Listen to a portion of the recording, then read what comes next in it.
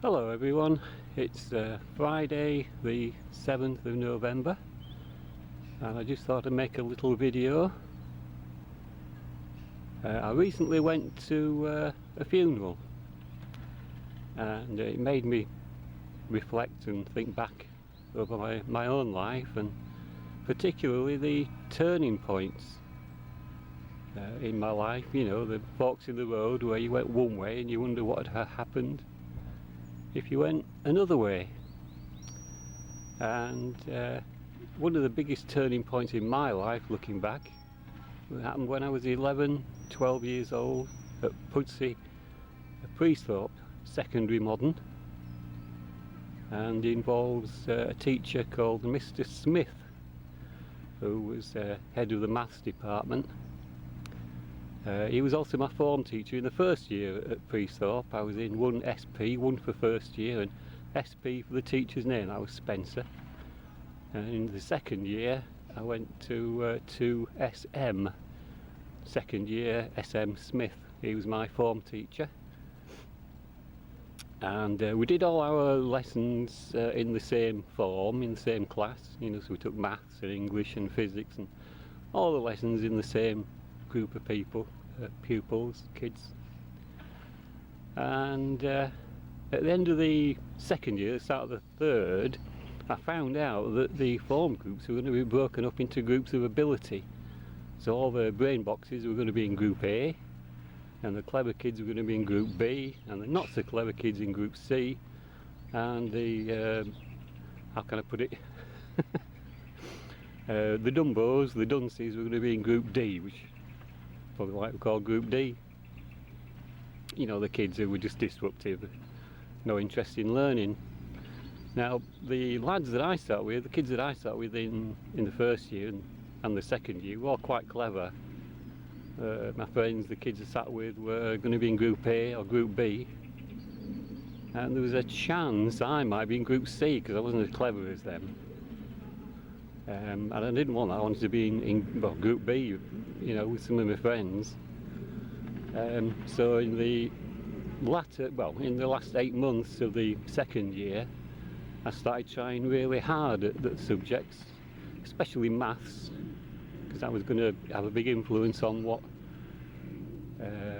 classes you went into. So I started trying really hard in maths, you know, studying in class and paying lots of attention, trying hard, doing my homework. I used to, after school, I would go to the library, school library, so I could have a bit of peace and quiet, no distraction, concentrate on my homework.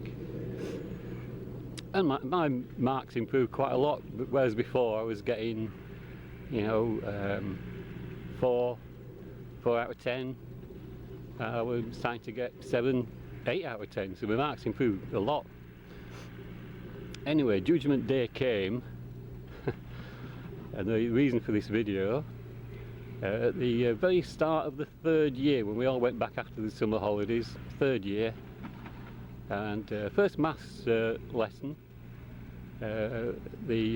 my form teacher was going to be in 3 SM as well. They kept me with the same form teacher. But Smith was also the head of the maths department, and he said, well,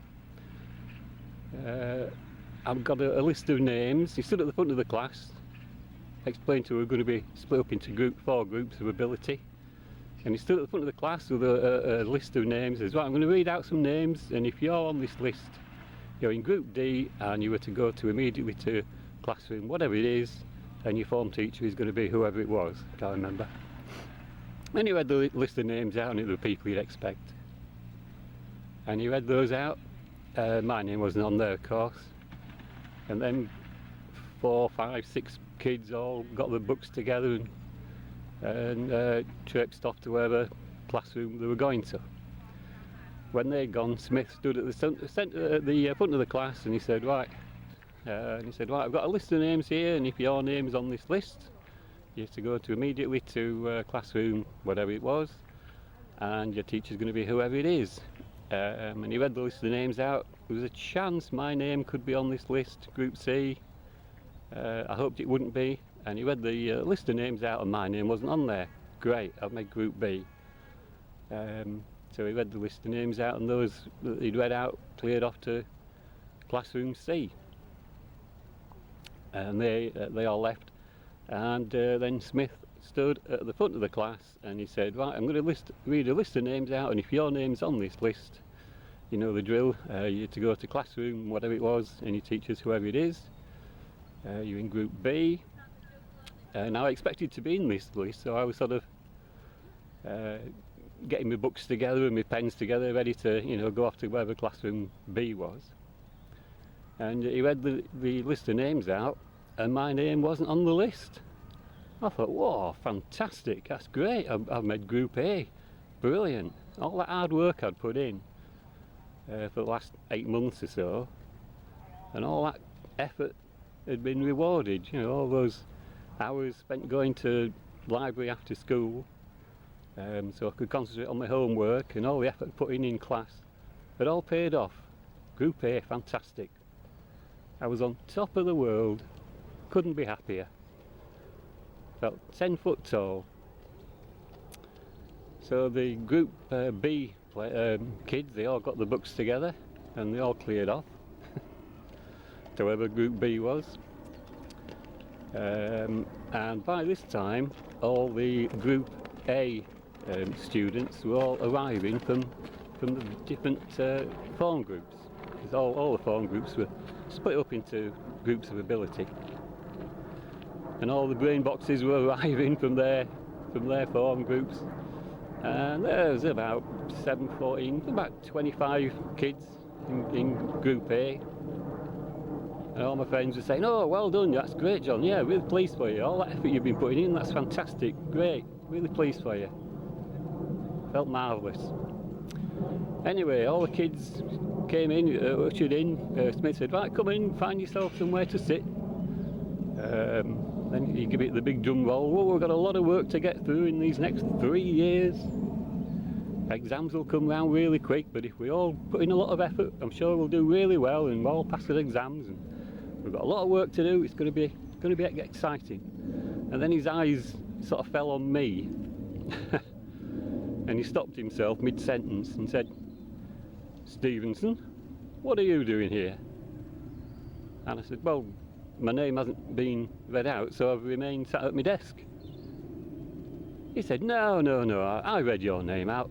Come to the front of the class, come to my desk. I had to go to his side of his desk while he sat there and went through his lists of names. Classroom was deathly quiet, everybody watching. And he went through a list on D, all the names, went down there, no, I wasn't on there. Went down the list of names on C, I wasn't on there. Went down the list of names on B, I wasn't on there. And he went down the list of names on list A, and I wasn't on there either. And he suddenly realised his mistake. He'd completely missed me off of any list, and he was the head of maths, he was my form teacher, it was his responsibility. So, and this is the worst bit, without looking up from his lists, without looking up from his desk, and without a moment's thought, and with a dismissive wave of his hand, he said, oh, go off to class D, go off to class D. You know, as if to say, get out of my sight, I've made a mistake here. Everybody's witnessed it, all these pupils in my new class have all witnessed me make a mistake. I just want you out of my sight, go away. That's what he was saying, with his, oh, go to group D, go to group D. So I had to clear off to group D. When you're 11, 12 years old or whatever I was, you don't sort of argue, do you? No, not with a teacher, you do as you're told.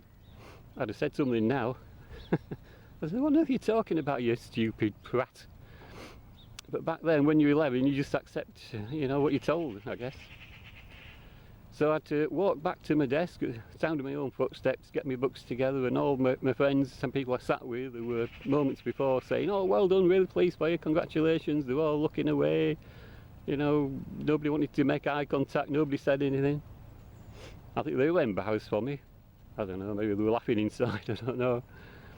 But I had to clear off to group D, and I remember walking down the steps to where group D classroom was, and I stood at the door, turned left, and the door was just on left there, and I could hear the noise from inside, yelling and screaming and shouting, and teacher trying to get control of the class. And I thought, well, this is me now for the next 3 years, all that effort, all that work for nothing, just because Smith missed me off the appropriate list.